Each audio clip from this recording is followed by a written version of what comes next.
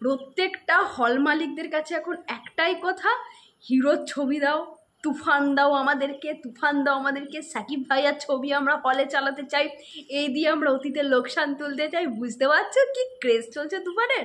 Hello guys, I am Riyan, welcome back to my channel.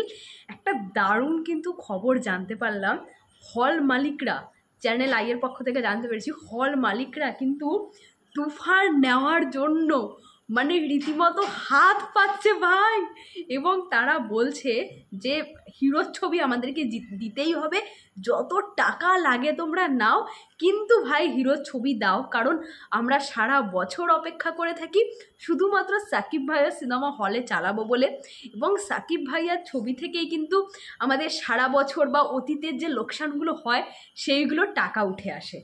তাহলে বুঝতে পারছো সাকিব ভাইয়ার এটা মার্কেট, এবং সাকিব ভাইয়ার ছবি নেওয়ার জন্য হল মালিকরা রীতিমতো হাত পাচ্ছে যে টাকা যাই যাক, যত টাকা বুকিং করতে যাই যাক, কিন্তু আমাদের হিরোর ছবি চাই ভাই।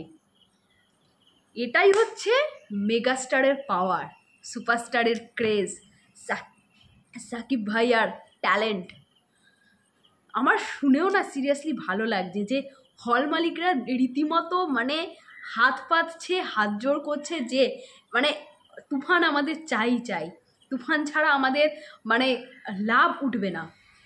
কারণ কোনো হিরো ছবি বাংলাদেশে সাকিব ভাইয়া ছাড়া এরকম আর কোনো হিরো নেই যাদের আর কি সিনেমাতে হল মালিকদের আর কি লাভ হয়।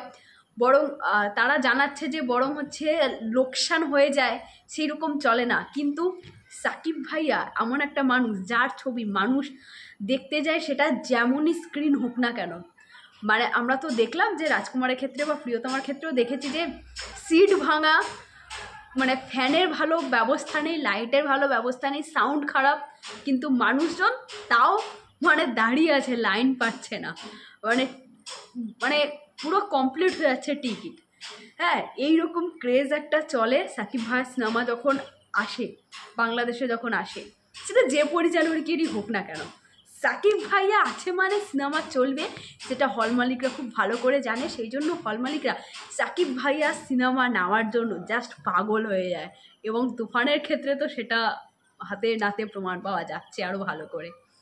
দারুণ একটা ব্যাপার চলছে, দারুণ একটা ব্যাপার চলছে। এবং তুফান কিন্তু জাস্ট হাতে গোনা কয়েকটা দিন, আজকে কিন্তু হয়েই গেল, কিন্তু কত তারিখ আজকে, বৃহস্পতিবার কিন্তু হয়ে গেল, হাতে গোনা কয়েকটা দিন হোক। তোমরা তো তুফান খুব তাড়াতাড়ি দেখতে পেয়ে যাচ্ছ, আমাদের একটু অপেক্ষা করতে হবে, তারপরে আমরাও পাবো দেখতে। তুফানের জন্য অপেক্ষা করেছি, তুফান না দেখলে হয়? টাটা, এখানে ভিডিওটা শেষ করছি। নতুন কোনো আপডেট নিয়ে খুব শীঘ্রই তোমাদের সঙ্গে দেখা হচ্ছে। টাটা।